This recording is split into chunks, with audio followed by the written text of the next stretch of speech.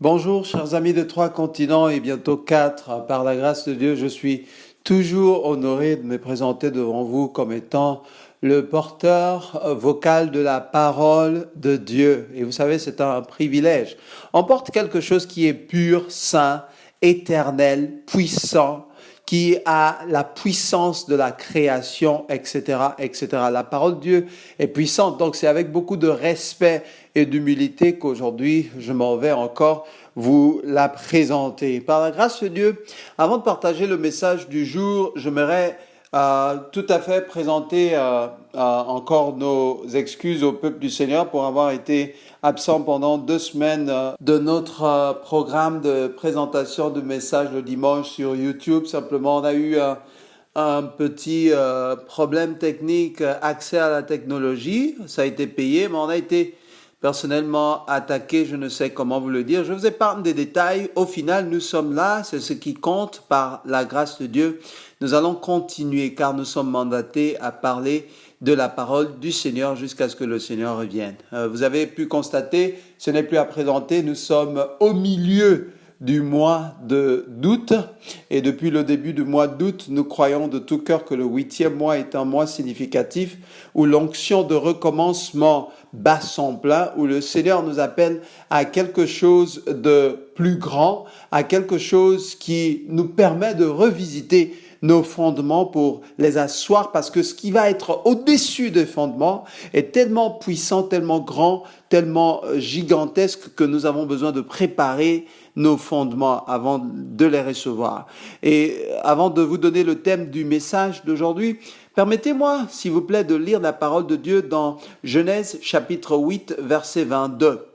Et en lisant ce texte, je vais vous donner un défi, vous présenter un besoin, vous sonner un peu, si vous voulez, vous ramener un peu à penser fortement, à réfléchir fortement sur ce dit recommencement, à quoi le Seigneur nous appelle.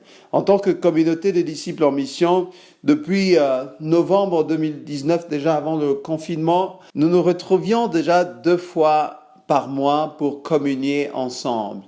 Et quoiqu'étant une congrégation qui n'avait pas encore d'endroit fixe où se réunir, quand la pandémie est arrivée, bien entendu, on ne savait pas comment s'adapter. Et par la grâce de Dieu, quelques mois plus tard, on a pu voir, à l'instar des autres organisations et communautés, qu'on pouvait profiter donc de l'outil informatique ou, si vous voulez, de l'accès à la technologie. Ce qui nous a permis jusqu'à présent de continuer de communier même en ligne. Qu'à cela ne tienne, c'est jamais la même chose, que vous le vouliez ou non. Communier en ligne, c'est pas la même chose que physiquement. Et par la grâce de Dieu, on est en train de continuer de reprendre de la vitesse, reprendre un peu de l'allure en ce qui concerne le fait de se réunir. Et pour nous, c'est une grâce. Bien que nous ne soyons pas encore normalement, officiellement constitués en tant que communauté, mais qu'est-ce qui peut arrêter la prédication saine et sainte de la parole de Dieu? Rien ne peut arrêter cela, c'est pourquoi je vous encourage. Et je veux vous dire que ceci était un commencement. Je parlais en bref de l'historique un peu de notre communauté pour dire, mais quand on vérifie cette histoire, tu en fais partie, j'en fais partie. Et pour nous, c'est un bonheur. Aujourd'hui, les gens veulent tout ce qui brille, les gens veulent tout ce qui est fin prêt, les gens veulent tout ce qui est déjà accompli, les gens n'aiment pas passer par la semence, le brisement, le silence, l'absence, l'invisibilité, le travail en sous-marin, c'est ce que les gens n'aiment pas. Les gens aiment la présence, les gens aiment la gratification, les gens aiment le public, les gens aiment ce qui flash déjà à l'œil, qui frappe à l'œil, ce qui est grand, ce qui est puissant. Mais derrière ce qui est grand et ce qui est puissant, il y a des sacrifices, il y a des larmes, il y a des prières, il y a des silences, il y a des violences, il y a des agressivités, il y a des agenouillements, il y a des intercessions, il y a des jeûnes, il y a des pétitions devant le Seigneur. Et vous avez été nombreux à en faire partie de tout cœur. J'aimerais vous dire que Dieu vous bénisse. Que Dieu vous bénisse car vous êtes un champion, une championne. Que Dieu vous bénisse. C'est pourquoi je lis la parole de Dieu dans Genèse chapitre 8, verset 22. Tant que la terre subsistera, les semailles et la moisson, le froid et la chaleur, l'été et l'hiver, le jour et la nuit ne cesseront jamais. Vous voyez, le verset est facile à comprendre. Si vous sortez, vous voyez encore la terre, ça veut dire que un jour il fera froid, un jour il fera chaud. Ça veut dire qu'il y aura forcément de la nuit et il y aura forcément le jour. Ça veut dire qu'il y aura forcément l'hiver et l'été. Ça veut aussi dire qu'il y aura forcément semences et moissons. La loi des semailles et de la moisson existera toujours. Et je ne veux pas m'étendre là-dessus, vous avez été nombreux à semer vos prières. La première chose que j'ai demandé à plusieurs d'entre vous, c'est d'être partenaire de prière avec nous. Vous priez pour une œuvre qui dépasse notre entière existence et qui vise à briser les chaînes dans lesquelles sont condamnés beaucoup, qui en sont sortis par la grâce et la puissance du Seigneur Jésus et désormais qui servent le Seigneur. Vous avez été beaucoup à s'aimer ces larmes, vous avez été beaucoup à semer votre énergie, vous avez été beaucoup à semer votre temps, vous avez été nombreux à s'aimer vos talents, vous avez été nombreux à s'aimer vos trésors, votre argent, vous avez été nombreux à semer votre savoir-faire juste pour que l'œuvre de Dieu avance. Et donc l'historique que j'ai donné tout à l'heure, je l'ai fait pour que vous ne pensiez pas que vous allez rater votre récompense. Dieu est tellement fidèle que tant que la terre subsiste pendant que tu sors, sache-le, si tu as sémé une larme, si tu as sémé une seule minute, si tu as sémé une seule intercession, si tu as sémé un seul franc, un seul dollar dans ce ministère, je prie que la grâce de Dieu qui fait que la loi des semailles et la moisson existent toujours, puisse te trouver là où tu es, te localiser. Et y a-t-il quelque chose que tu as présenté à Dieu que tu attends? Y a-t-il une chose que tu attends que le Seigneur fasse pour toi? Je prie qu'il te visite pendant que tu écoutes ma voix maintenant, au nom puissant de Jésus-Christ de Nazareth. Amen. Après cela, donc, aujourd'hui, je vais rapidement partager ce message qui a pour thème « Ôte la planche ». Ôte la planche.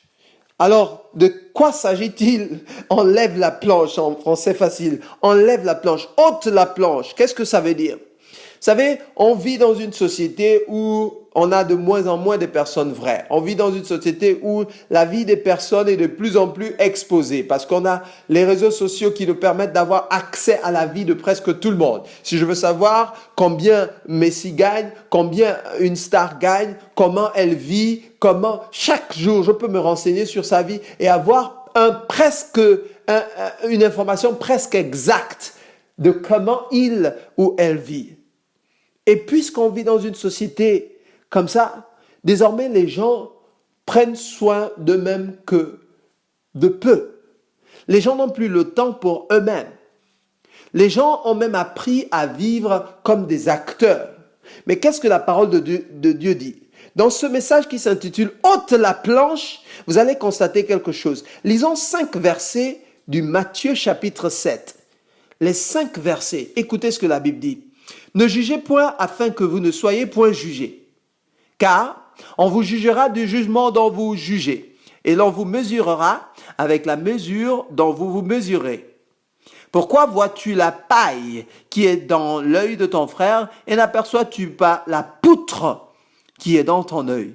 Ou comment peux-tu dire à ton frère, laisse-moi ôter la paille de ton œil, toi qui as une poutre dans le tien? Hypocrite, ôte premièrement la poutre de ton œil, et alors tu verras clair, tu verras comment ôter la paille de l'œil de ton frère. Disons amen à la parole de Dieu. Le dernier verset qui parle de ôte premièrement la poutre, c'est de ce verset qu'est tiré le thème du jour, ôte la planche. Ôte la planche.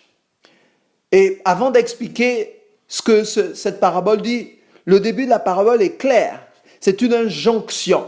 Le début de la parabole est un ordre qui vient de Dieu. Le début de la parabole que le Seigneur dit, ne jugez point afin que vous ne soyez point jugés. Alors je voudrais rectifier un peu les choses. Dire la vérité, ça ne veut pas dire juger. Juger, c'est déclarer comme une sentence dans la vie de quelqu'un. C'est-à-dire faire une déclaration conclusive sur la personne, donner la finalité de la personne. C'est-à-dire soit tu la condamnes, soit tu la libères. C'est-à-dire, je prends un exemple, tu regardes un frère, tu le vois marcher et il appelle son cousin. Hey Thierry, viens ici. Et pendant qu'il dit hey Thierry, viens ici, toi tu te dis, la façon dont il parle, ça ne doit pas être un enfant de Dieu. Ça ne doit pas être un enfant de Dieu parce que les enfants de Dieu n'appellent pas les gens comme ça. Et ça, c'est les jeunes vraiment qui, lui là, quand tu le vois, déjà, ça veut dire qu'il va aller en enfer. Tu as trop dit des choses conclusives sur sa vie que tu l'as jugé. C'est différent de quand tu prends la parole de Dieu et tu dis que répentez-vous car le Seigneur vous aime. Si vous ne vous repentez pas, vous serez perdus à jamais. Ça, c'est pas un jugement. Vous voyez ce qui se passe là? Je suis en train de prononcer la parole de Dieu. Le Seigneur parle de ce qui vient de toi, la façon dont tu analyses les autres, la façon dont tu regardes les autres. Le Seigneur sait qu'autour de nous, tous les chrétiens, tous les enfants de Dieu ou les non-enfants de Dieu n'ont pas la même vie. On n'a pas tous les mêmes visages, on n'a pas tous la même façon de vivre. Et donc tu peux regarder quelqu'un et commencer à tirer tes conclusions. C'est pas parce que la personne ne vient pas dans ton église qu'elle vit mal. Ce n'est pas parce que la personne n'a pas dit Jésus en public qu'elle est un païen ou une païenne. Non, ne fais pas de jugement sur sa vie. Toi, tu as le mandat de dire la vérité, les Écritures qui donnent la vie. C'est dans les Écritures qu'on trouve la vie. Mais dans tes jugements, on ne peut pas trouver la vie, on trouve seulement la condamnation en général. Les jugements sont négatifs. Ça vient condamner. Si c'est positif, ça veut dire que c'est un encouragement, ce n'est pas un jugement. Et ça vient condamner. La Bible t'interdit et m'interdit de le faire.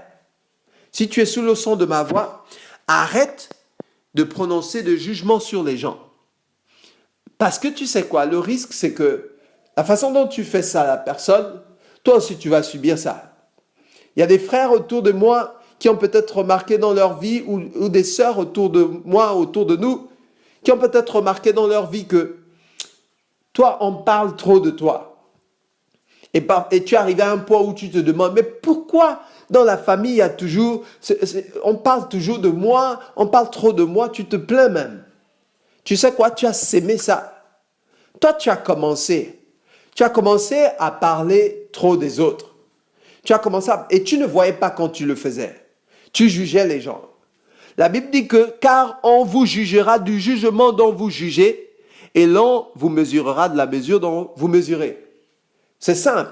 Tu as commencé à critiquer les gens, tu as commencé à dire qui va en enfer, qui va au ciel, tu as commencé à désauthentifier la vie des gens, tu as commencé à dire que celui-là, il n'est pas chrétien, celui-là, c'est pas un enfant de Dieu, celui-là, c'est un enfant de Dieu. Lui, là, quand je regarde sa démarche, c'est pas un enfant de Dieu. Tu n'as pas besoin de le faire. Ça prend trop de temps.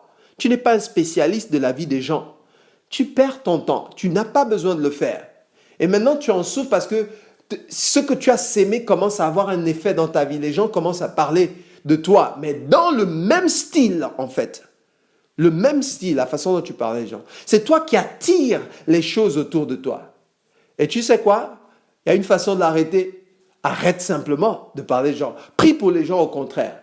Arrête de parler des gens. Parle aux gens. Et nous, on a une règle simple dans notre famille. Ce qu'on dit, c'est que si je remarque quelque chose chez un frère, je ne parle pas de lui. Je vais parler à lui. C'est-à-dire que je vais lui parler directement. Et puisque en Afrique, on a un complexe de confrontation très fort, les gens n'aiment pas confronter. C'est plus confortable d'être à côté et parler de ce qu'un frère fait. Le critiquer et lui donner une sentence par rapport à aller parler au frère. Tu ne sais pas que si tu vas directement parler au frère, tu as la grâce de l'aider dans sa situation. Toi, on t'a présenté un problème, tu as critiqué tellement le problème, tu as déjà dit que le problème là, ça vient de tel. Tu as déjà accusé tout le monde. Tu as déjà fait ta conclusion, tu as déjà jugé. Le jour où ça viendra vers toi, souviens-toi que c'est toi qui l'aurais sémé. Toi, en tant qu'enfant de Dieu, passe ton temps plutôt à bénir les gens, à agir, à aller vers les gens. C'est pourquoi la Bible, par le Seigneur, nous donne là une situation. Le Seigneur, lui, il prend une parabole et il dit, pourquoi vois-tu la paille qui est dans l'œil de ton frère et n'aperçois-tu pas la poutre qui est dans ton œil? La paille, c'est juste une légère petite brindille qu'on aperçoit peut-être dans l'œil ou pendant des poussières, un bout d'herbe, quelque chose comme ça est venu entrer dans ton œil, ça peut arriver. Et ça te fait mal, oui, ça fait mal, ça peut arriver. Mais la poutre, c'est comme une planche. D'où le thème « ôte la planche ». Ôte le poteau, ôte la planche, enlève ça. La poutre est plus grosse.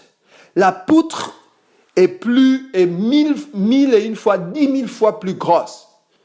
En prêchant, tout à l'heure, j'ai montré une planche que j'ai essayé de mettre dans mon œil. C'était impossible parce que quand on le mettait au visage, ça couvrait la moitié du visage.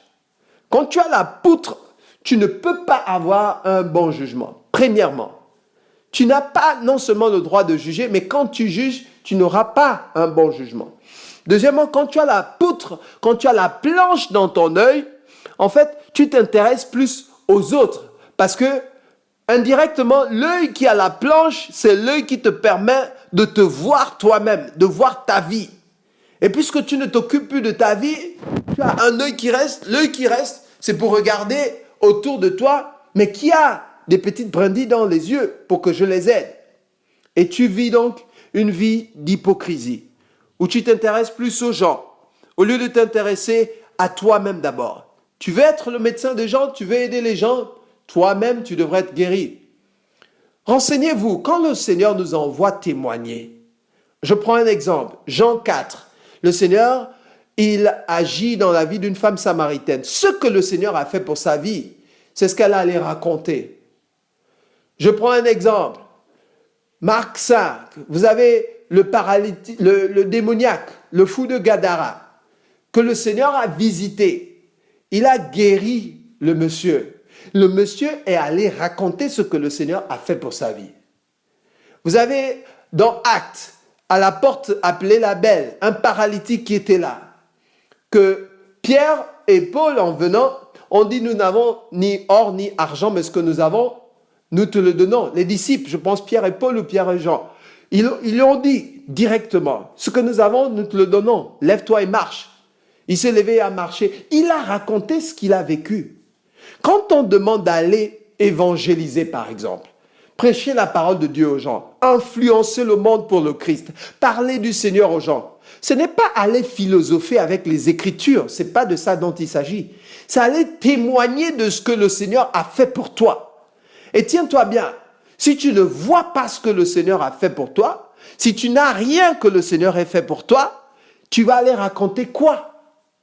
Tu as quel témoignage? Qu'est-ce que tu vas dire?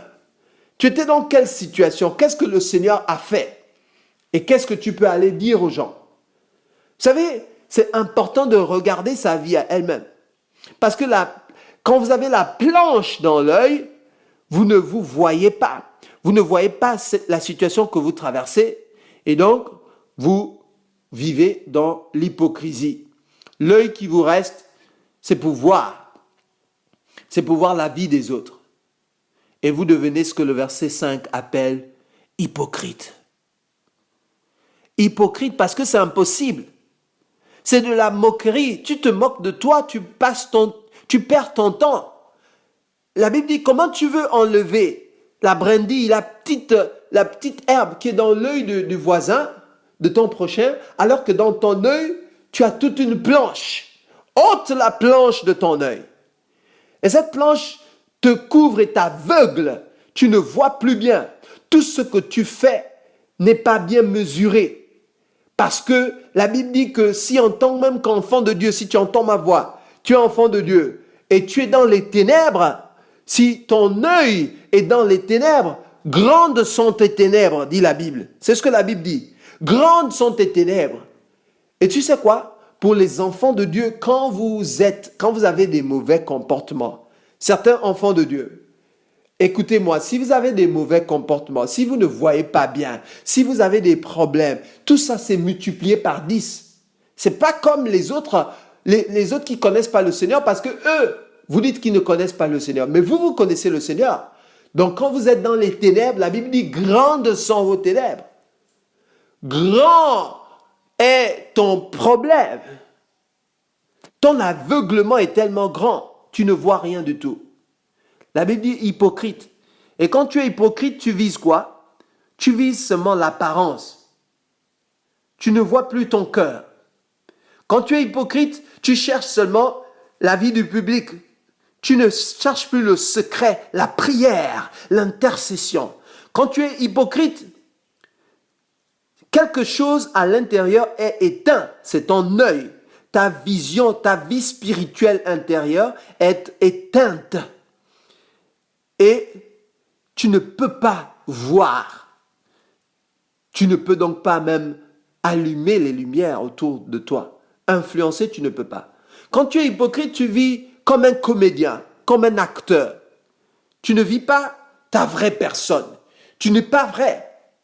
Quand tu viens à l'église, tu sais que tu es venu pour autre chose.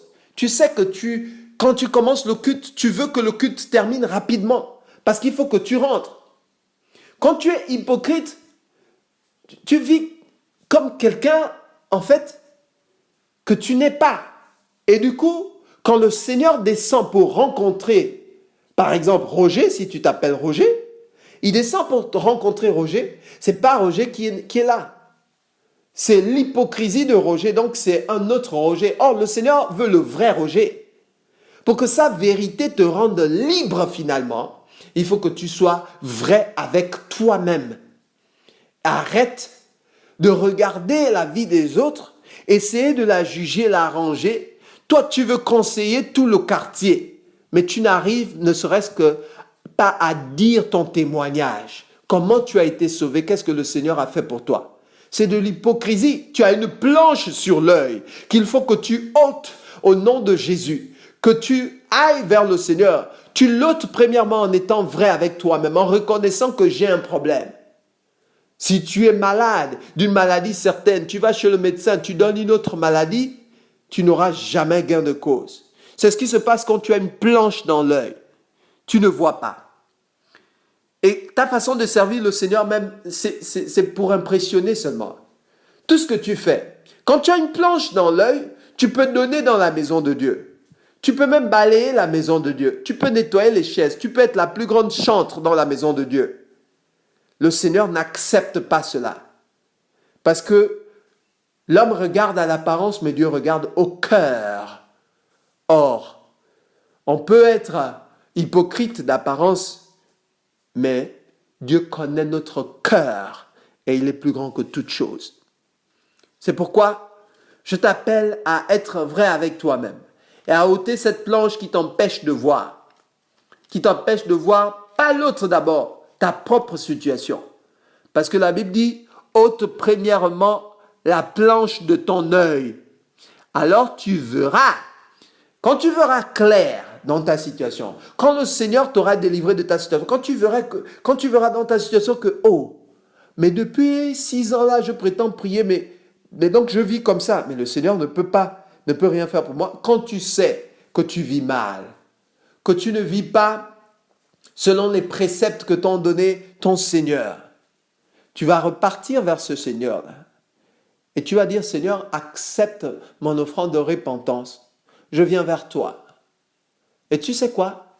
Le Seigneur, il va te pardonner. Le Seigneur, il va te visiter. Il va apporter la lumière dans ton œil. La planche sera ôtée de ton œil.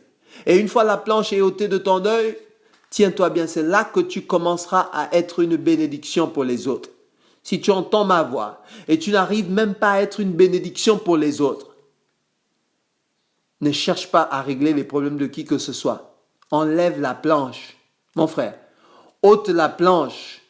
Va vers Dieu et dis, Seigneur, regarde, j'ai une planche, je n'arrive pas à voir. Moi-même, je suis dans les ténèbres. Ôte-moi cette planche. Le premier pas de la planche, si tu écoutes ma voix, tu ne connais pas le Seigneur, tu as besoin de savoir que c'est lui qui sauve, guérit et bénit. Celui qui donne la vie éternelle, celui qui est clair et tu es vraiment dans la lumière. Il ne vient pas pour enlever tous tes problèmes, mais il vient te redéfinir même au milieu de tes problèmes. Et désormais, quand tu regardes tes problèmes, tu les vois différemment. Parce que tu les vois clairement. Et tu vois aussi la main de Dieu clairement. Tu peux donc prier, parler à Dieu et voir sa main dans ta situation.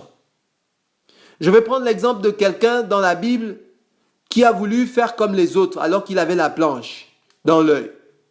Tout le monde avait fait quelque chose dans l'église. Je lis dans Actes chapitre 5, mais le verset avant le chapitre 5. Joseph, surnommé par les apôtres Barnabas, ce qui signifie le fils d'exhortation, lévite originaire de Chypre, vendit un champ qu'il possédait, apporta l'argent et le déposa aux pieds de l'apôtre. Là, je lis Acte 4, 36 à 37. Acte 5 dit, mais un homme nommé Ananias et avec Saphira sa femme vendit une propriété et retint une partie du prix. Sa femme, le sachant, puis il apporta le reste et le déposa aux pieds des apôtres. Pierre lui dit, Ananias, pourquoi Satan a-t-il rempli ton cœur au point que tu mentes au Saint-Esprit? Tu mens au Saint, tu es en train de mentir au Saint-Esprit. Et que tu aies retenu une partie du prix du champ. S'il n'eût pas été vendu, ne te resterait-il pas? Et après qu'il a été vendu, le prix n'était-il pas à ta disposition? Comment as-tu pu mettre en ton cœur une pareille chose? Ce n'est pas aux hommes que tu as menti, mais à Dieu. Ananias, entendant ces paroles, tomba et mourra, donc expira. Une grande crainte saisit tous les auditeurs. Je vais m'arrêter là. Dans ce verset, vous le connaissez. C'est la situation d'un frère qui a vu les autres faire. Il avait une planche dans l'œil. Et lui, il ne voyait pas sa situation. Il ne pouvait pas être vrai. Il s'est dit que comme tout le monde impressionne Dieu, alors que ce n'était pas le cas, moi aussi je vais impressionner Dieu. Quelqu'un est venu, il a donné une grosse offrande à l'église. Il a vendu son terrain, il a porté l'argent à l'église. Et puis lui, il a vu ça, il a dit, mais moi je vais faire autant. Seulement, il a vendu et puis il a retenu une partie. Si tu m'entends, quel que soit ce que tu donnes à Dieu, sache une chose, que si tu n'es pas vrai, si tu as la planche dans ton œil, tu es faux avec toi-même. Le Seigneur sait. Tu peux déposer ton offrande, mais tu le déposes pour ta malédiction. Parce que c'est dans le Nouveau Testament, sous l'ère de la grâce puissante divine, que Ananias est mort avec sa femme Saphira qui est morte plus tard. Parce qu'ils ont menti au Saint-Esprit. Comment mentir au Saint-Esprit? C'est quand on a la planche dans son œil et puis on essaie de faire les choses, on essaie d'aider les gens. Il est venu amener son offrande comme tout le monde. Mais tu te moques de qui quand tu fais une offrande où tu penses que Dieu c'est un mendiant? Tu te moques de qui quand tu fais une offrande où tu veux mentir à Dieu? Et quand je parle d'offrande, ce n'est pas nécessairement l'argent. Même l'offrande de ton temps. Toi, tu montres que tu es disponible pour le Seigneur, mais tu ne vis pas pour le Seigneur. Tu sais de quoi je parle. Tu mens au Saint-Esprit chaque jour. Je vous dis la vérité, si dans notre église, quelqu'un vient et je dis que tu as menti au Saint-Esprit, il tombe, il meurt. Les gens vont fuir, ils vont dire que non, je suis un sorcier, mon église tue les gens. Mon église ne fait pas vivre les gens. Mais vous savez, le Seigneur est le même. Et celui qui t'appelle à être vrai avec toi. C'est comme ça que les gens attirent la mort spirituelle même dans leur vie. Tu entreprends des choses, ça ne marche pas comme tu veux. Tu es là, tu pries au Seigneur, tu n'as plus de goût pour les choses de Dieu. Tu as perdu comme le goût, le zèle, le désir des choses de Dieu. La planche était là depuis, mais tu ne veux pas voir la planche. Ton œil est fermé, tu es dans les ténèbres. Écoute la parole de Dieu maintenant. Ôte la planche. Ôte la planche. Ôte la planche, premièrement. Ôte le manteau de la vie de l'hypocrisie. Alors tu pourras être utile pour les autres. Écoute la parole de Dieu. Ôte la planche. Arrête la duplicité. Arrête la duplicité. Arrête la vie mensongère. Arrête de montrer au Seigneur que tu fais quelque chose alors que ton cœur est loin. Sinon, tu es en train de te moquer de toi-même, pas de lui. Sinon, tu es en train d'attirer des malédictions sur toi. pas lui. Un jour, si tu es un vrai enfant de Dieu, le Seigneur va dire, je te rappelle, il t'appelle, tu vas vivre éternellement avec lui, mais ta mission sur terre n'aurait pas été accomplie. Je pense que la mission sur terre d'Anania et Saphira n'a pas été achevée parce qu'ils sont morts d'une mort précoce. Parce que simplement ils ont voulu mentir au Saint-Esprit, parce qu'ils ont voulu jouer aux hypocrites. Vous savez, l'hypocrisie est tellement grave que le Seigneur, dans Matthieu 23, a décerné tout ce chapitre-là, en train de dire aux pharisiens, hypocrites, hypocrites, hypocrites, arrêtez d'empêcher les autres. Vous êtes des tombeaux blanchis, vous vivez dans les eaux sales, et vous montrez aux gens que vous êtes propres. Arrêtons de montrer aux gens qu'on est propre. Vivons une vie chrétienne authentique, où on adore Dieu de tous nos cœurs. Si tu n'as pas assez d'argent, tu n'as pas besoin de montrer au monde que tu as assez d'argent. Vis normalement, le Seigneur va te visiter dans ta situation. Et à un moment venu, tu verras ce que le Seigneur va faire. Mais toi, tu es en train de montrer au monde que tu as assez d'argent alors que tu n'as pas assez d'argent.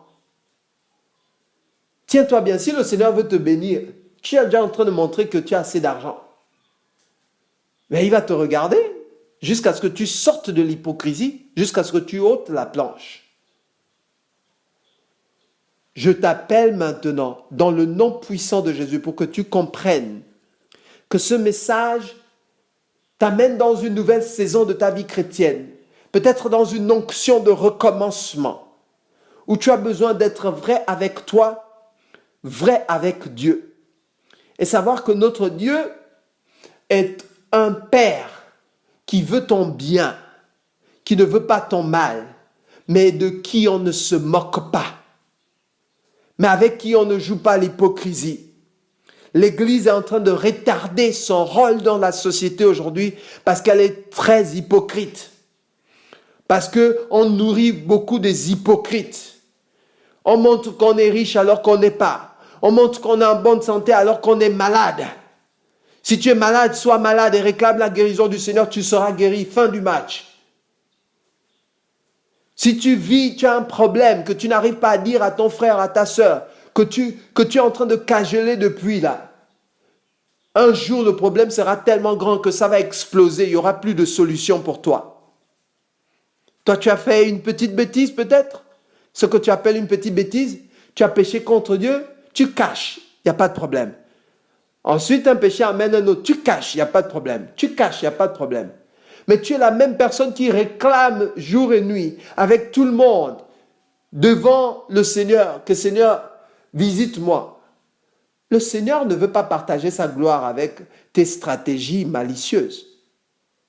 Le Seigneur va te visiter quand tu sortiras de l'hypocrisie et tu dis, Seigneur, voilà moi, je suis vrai avec moi-même. Voilà, normalement je prétendais avoir ça, mais je n'ai rien, j'ai besoin de toi. Seulement quand on se désarme et on s'humilie devant lui, c'est là qu'il nous élève. Humiliez-vous sous la main puissante du Seigneur, dit la Bible dans l'épître de Pierre. Et au moment convenable, le Seigneur vous élèvera. Que Dieu vous bénisse et que vous compreniez par ce message que le Seigneur vous appelle à ôter la planche de votre œil et à voir clair d'abord votre situation et maintenant être utile pour transformer la vie des autres. Tu ne seras jamais un disciple puissant si tu n'es pas vrai avec toi-même pour ta propre vie d'abord. Enfin, la Bible déclare dans Psaume 139, les versets 23 et 24, c'est David qui parle. Il dit, sonde-moi, ô Dieu, et connais mon cœur. Éprouve-moi, c'est-à-dire, mets-moi au test. C'est-à-dire, par plusieurs situations, montre-moi qui je suis réellement. Et il dit, et connais mon cœur, connais mon cœur. Pas mes apparences, mais mon cœur.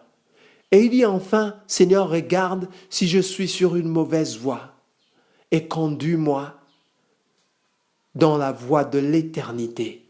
Conduis-moi sur la voie de l'éternité.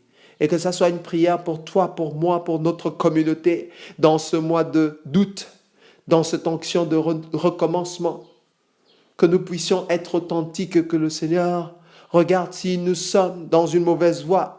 Peut-être que dans certaines manières où on passe le temps à regarder, critiquer les autres églises, regarder, non, on n'a pas le temps pour ça. Regardons-nous et que le Seigneur nous conduise sur la voie de l'éternité, que chaque investissement, chaque offrande de temps, de trésors, de talents, chaque disponibilité, chaque fois que nous nous réunissons de tout cœur dans la vérité. Et c'est alors que le Seigneur nous visite dans la vérité aussi. Et la vérité nous rendra libres. Que Dieu vous bénisse. Ce message n'est peut-être pas populaire, mais il est pour toi. Ôte la planche et vois clairement dans ta vie. Et sois une bénédiction pour les autres. Amen.